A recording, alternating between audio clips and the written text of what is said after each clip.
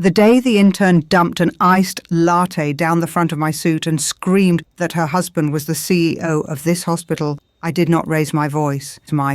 I did not flinch. I simply took out my phone, looked her dead in the eye, and made one calm call.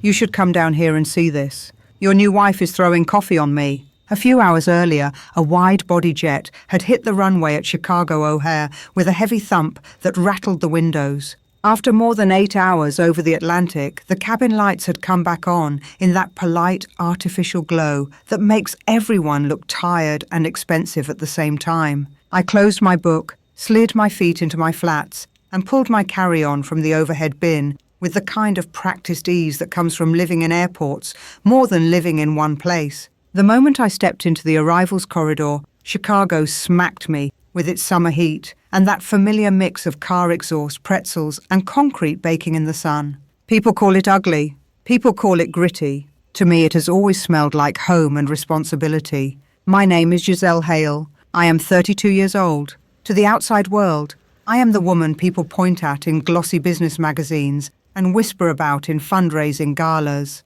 The only heir of my late mother, who built Meridian Health Partners from a single community clinic into one of the largest private hospital networks in the Midwest. I hold the controlling shares. I sign the final approvals. I carry the weight of every life saved and every scandal avoided. But the world never sees the part that matters. They do not see me sitting alone in a hotel room at 2 a.m, reading contract clauses until my eyes burn. They do not see the board members who smile for cameras while quietly counting the days until I slip. They do not see the way grief can sit in your chest like a stone even after the flowers die and the condolences stop.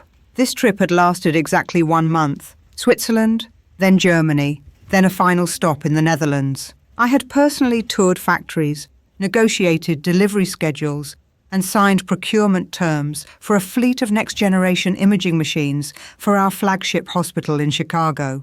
That responsibility should have belonged to my husband, Grant Mercer, the man currently sitting in the Chief Executive Officer chair at Meridian. Grant was handsome in the way people trust at first glance. He had the kind of smile that made donors loosen their wallets. He could charm a room full of surgeons and financiers without breaking a sweat. But when the conversation turned technical, when the negotiations got sharp, when the numbers needed to be defended line by line, Grant would fold. He would defer. He would nod and promise things he did not understand. So I had stepped into the background like I always did. My official title was Chief Strategy Officer. In reality, I was the one clearing the path. I was the one taking the bruises so he could walk into board meetings and look like a visionary leader. A black car was waiting at the curb, the kind with tinted windows and a driver who does not ask questions. It slid down the Kennedy Expressway toward the city, past the steel and glass towers that always look like they're trying to cut the sky open. I did not go home. I should have, after a month away. I should have gone straight to my townhouse, kissed my sleeping son, and taken a shower that did not smell like plain cabin air.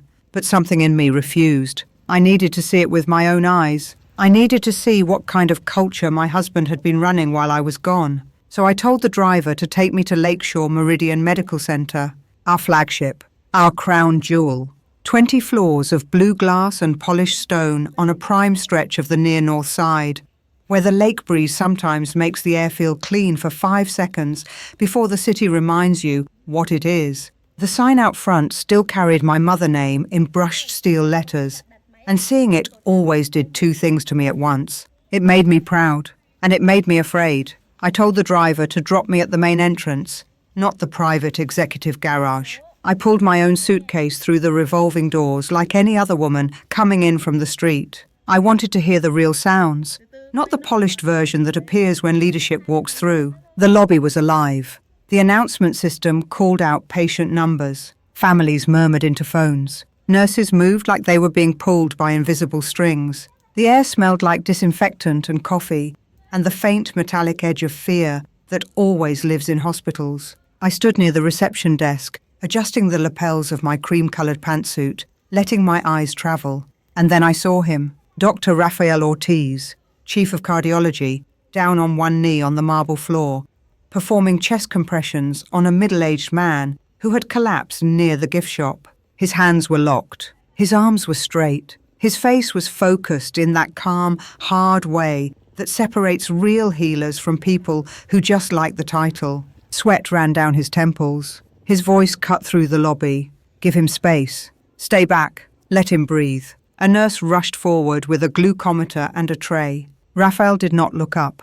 He was a machine built for saving lives, but there was gentleness in the way he tilted the patient head and checked the airway like he was handling something sacred. I watched him in silence. Raphael and I went to school together. Not the same classes, not the same social circles, but the same late nights in libraries, the same coffee-stained textbooks, the same brutal exams that make you either quit or become harder than you knew you could be. He had never cared about impressing anyone.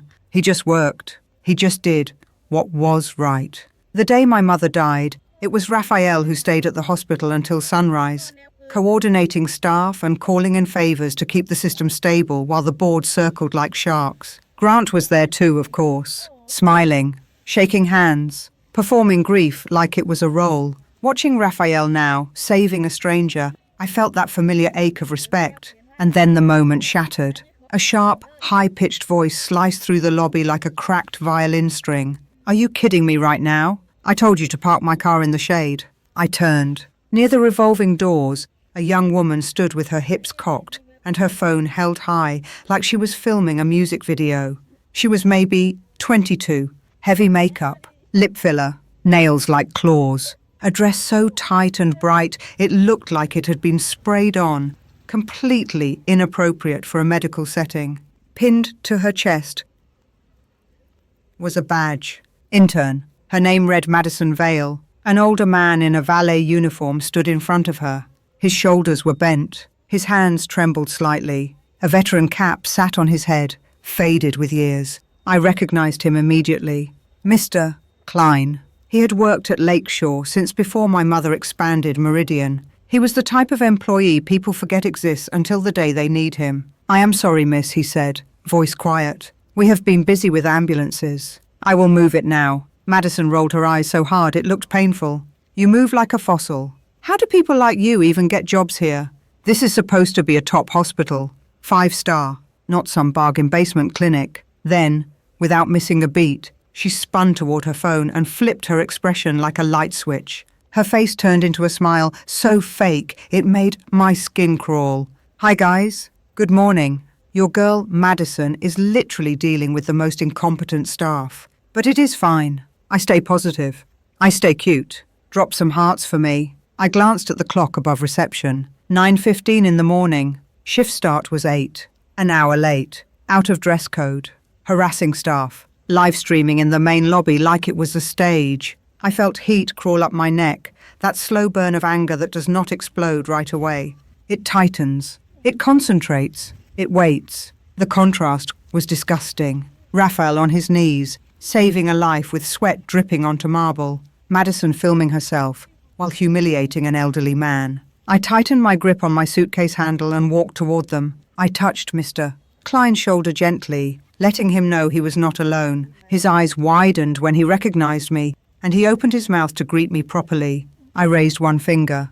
Quiet. I did not want my identity announced yet. Not until I saw how far this would go. Then I turned to Madison. Excuse me, I said, voice low and even. This is a hospital, not a filming set. And that man is doing his job. You are late. You are in violation of dress code. You are causing a disturbance. Put your phone away. Madison looked me up and down like I was something stuck to her shoe. Who are you, she snapped, loud enough for her live stream to catch. Some patient relative. Some bored woman with nothing better to do. I am talking to my employee. Employee. She called the valet her employee. Then she shoved her camera closer to my face. Look at this, everybody. Some bitter lady is trying to police me. You can tell she's jealous. Probably got left by her man. Now she wants to bully a young healthcare worker. The nerve of it was unreal.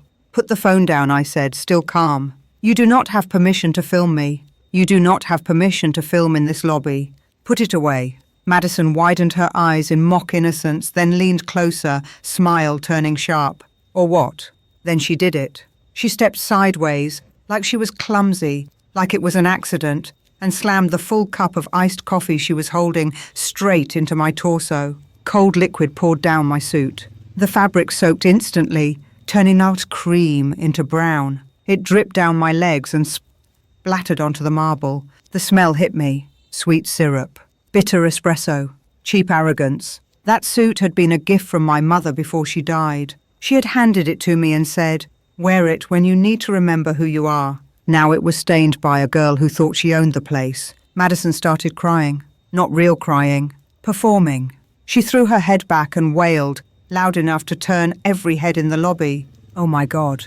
You assaulted me. You pushed me. You ruined my dress." She aimed her phone at herself, tears sliding down perfectly applied makeup.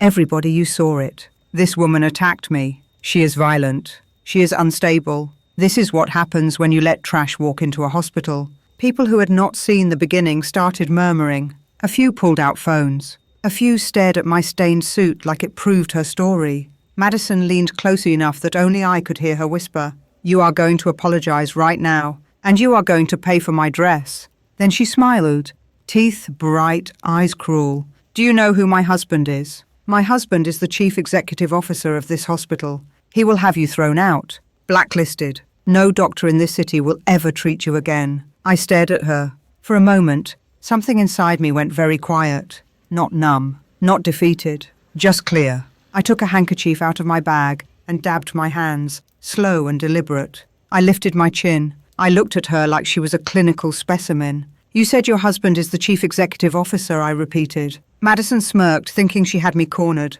"Yes, Grant Mercer. He runs this place, and he loves me. So you are done." A tall figure stepped between us. Raphael. He had just finished stabilizing the patient. A team had wheeled the man away. Alive, breathing. Raphael walked over, his scrubs marked with sweat, his face controlled in that calm, dangerous way. "Why is there chaos in my lobby?" he asked. Madison instantly snapped her performance toward him. "Dr. Ortiz, thank God. This woman attacked me. She spilled coffee on me. She is harassing staff. I am live streaming so people see how unsafe this place is." Raphael did not look at the phone. He looked at the rules plaque on the wall. "Read it," he said. Madison blinked. "What?" "Read the first rule," Raphael said, voice flat. Madison scoffed but glanced over. "Respect all patients, families and staff." "Second rule," Raphael continued. "No filming on premises without authorization." "Third, professional attire required at all times." Raphael looked back at her. "How many rules have you violated in the last 5 minutes?" Madison bristled. "I am a special case." Grant said, "I can do what I want. You are just a doctor. You are hired help." The lobby went so quiet I could hear the air conditioning hum. Raphael let out a short laugh. No humor in it. "Hired help. You are right. I am hired for skill and integrity and patient care. And you are here doing what exactly? Performing for strangers. Humiliating staff. Using a man name like a weapon." Madison lifted her chin like she was still winning. "I am his wife." Raphael's eyes sharpened. "If you were a woman with even a drop of class, you would not stand in a hospital lobby bragging about an affair." That landed. People started whispering again, but now the whispers aimed at her. Madison's face flushed and she panicked. She lifted her phone again and screamed into it. "Grant, baby, come down. They are attacking me." I touched Raphael's arm lightly. "Do not dirty your hands," I whispered. "Let her talk. I want everyone to hear what happens next." Then I pulled out my phone. I called Grant. He answered after a long ring, voice hushed, forced warmth layered over irritation. "Giselle, I am in a high-level meeting." "Are you back already?" "Why did you not tell me you landed?" "I would have arranged a car." I put him on speaker. I turned the volume up. I did not answer his questions. "You need to come down to the main lobby," I said. Grant paused. "What?" "Right now. I cannot. I am with the state health delegation and the investors. This is critical." "Come down here," I repeated. "Right now." "Giselle, please," he said, tension seeping through. "Go home. Rest. We will talk tonight." I looked at Madison, who was staring at my phone with a new kind of fear, like she recognized something she did not understand.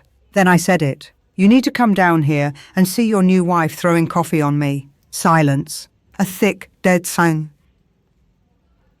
And after silence, for 1 second, I could picture him. The way his face would drain. The way his throat would tighten. the way his mind would scramble. Then he spoke, voice cracking. "Giselle, what are you talking about?" "What new wife?" "5 minutes," I said. "If you are not in this lobby in 5 minutes, my attorney will walk into your conference room with paperwork you will not enjoy signing in front of your investors." I ended the call. I did not tremble. I did not cry. I stood there in my stained suit in the middle of my mother's hospital, and I waited. The silence in the lobby was not empty. It was loaded.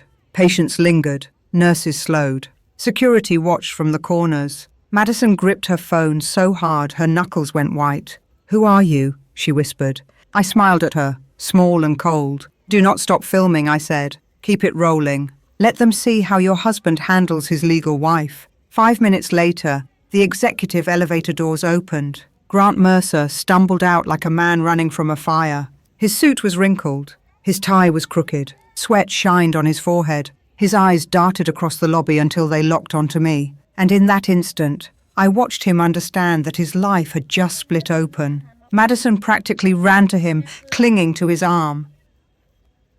"Baby, thank God. Tell them who I am. This woman attacked me. Dr. Ortiz is bullying me."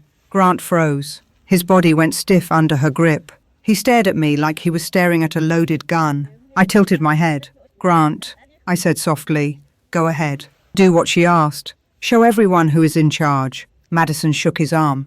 Firm, desperate. "Say it. Fire her. Call security. Make her apologize." Grant turned to Madison, and his eyes changed. Not love, not desire, hate. Pure, terrified hate. Then he slapped her.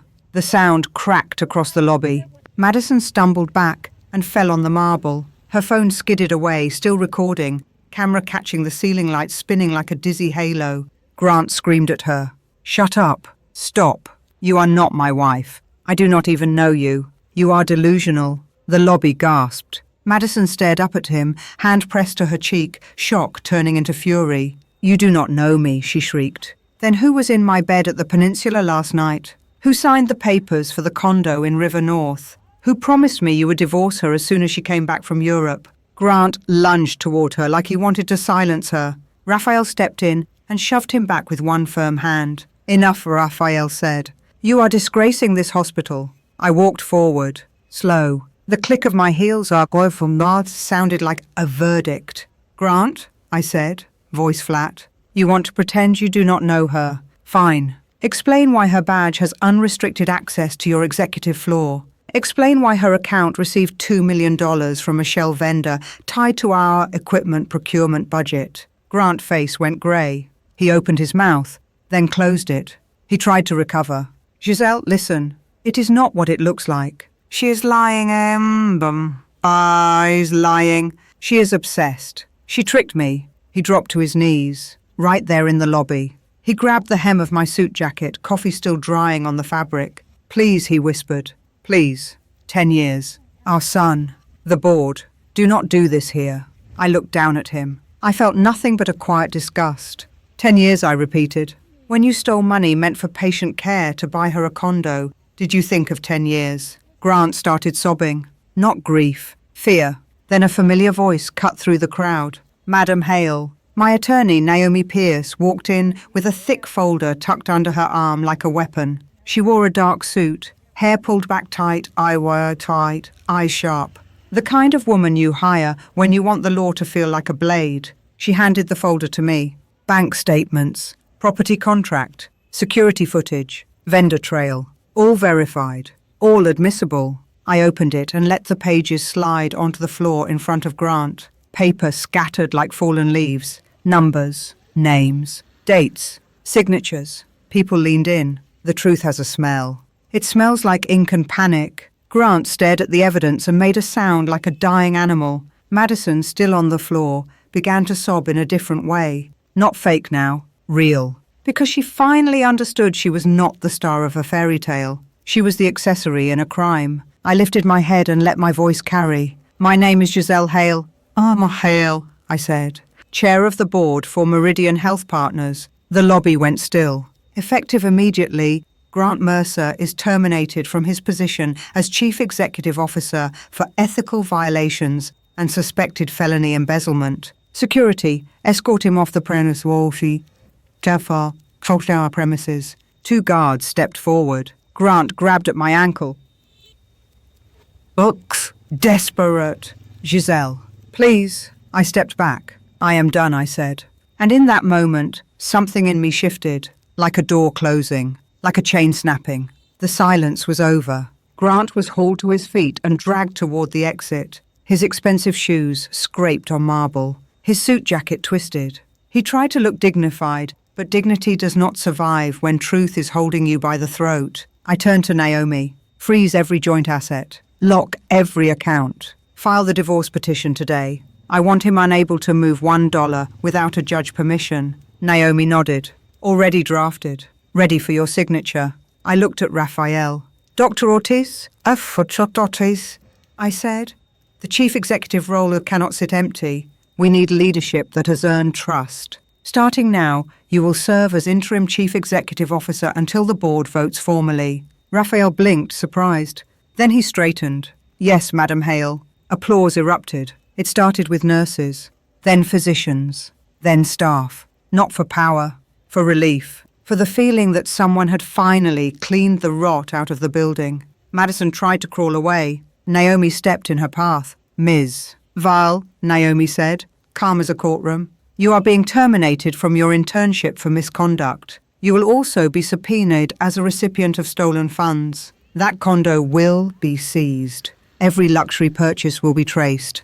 You will return every cent. Madison shook, eyes wild. Please. I did not know. He told me he was going to divorce you. He said you were cold. He said you did not love him. He said he deserved happiness. I leaned down, close enough that she could smell the coffee on my suit. He said whatever you needed to hear to become useful, I said.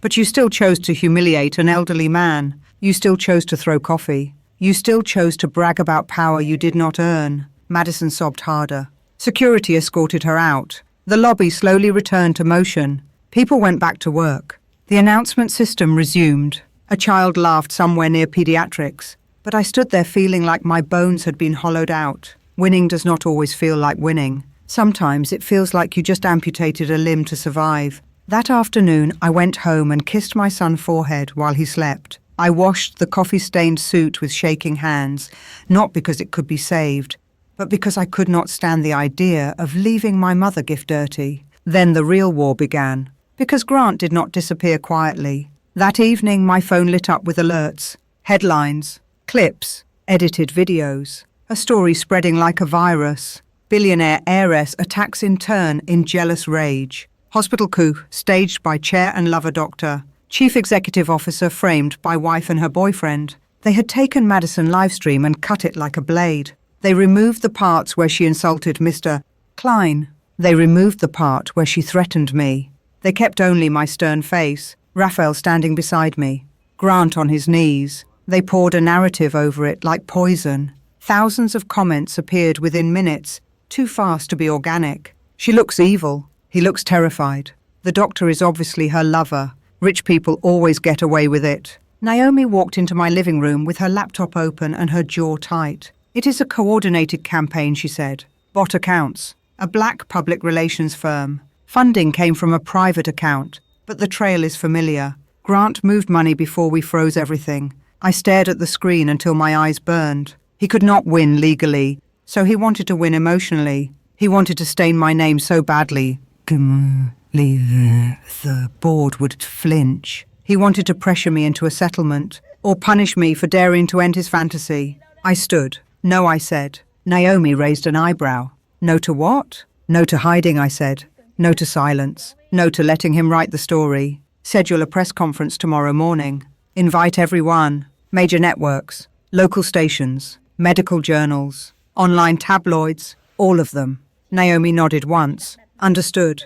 The next morning, the auditorium at Lakeshore Meridian was packed with cameras and microphones. Reporters leaned forward like wolves. Flashbulbs popped. The air felt electric, hungry. I walked on stage in a simple black dress. No jewelry except my wedding band, still on my finger like a bruise I had not removed yet. Raphael stood beside me in a white coat, posture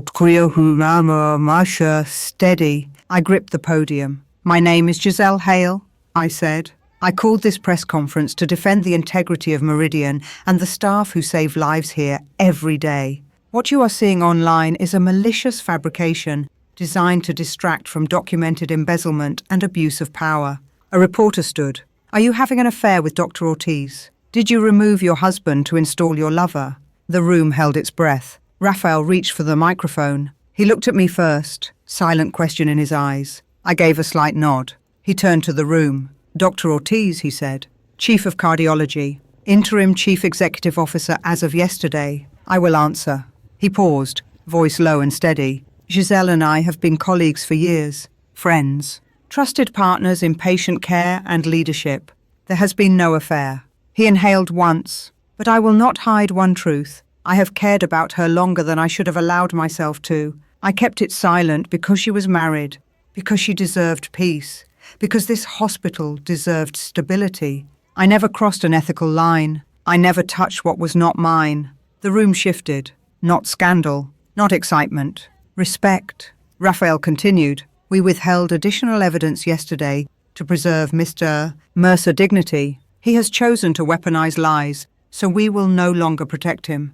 A screen lit up behind us. Documents, vendor trails, wire transfers, a timeline. Raphael pointed. This shows the procurement budget for critical equipment. Payment was authorized, then diverted to a shell entity. That shell wired funds to a luxury property transaction.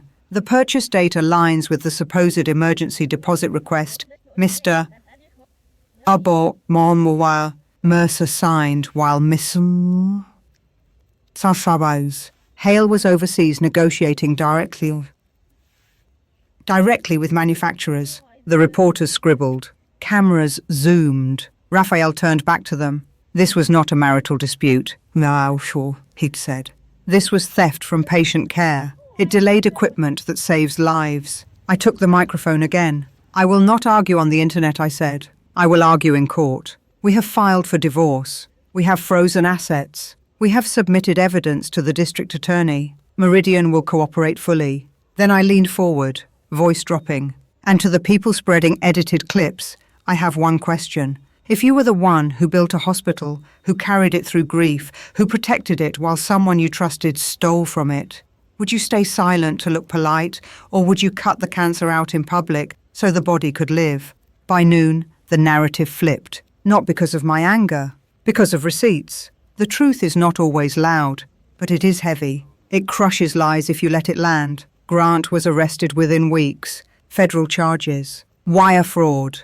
Embezzlement. Misuse of funds tied to healthcare contracts. Madison was charged as a recipient of stolen funds. Her condo was seized. Her influencer career evaporated overnight. The same people who cheered her live stream called her a parasite the moment the money trail surfaced. The board tried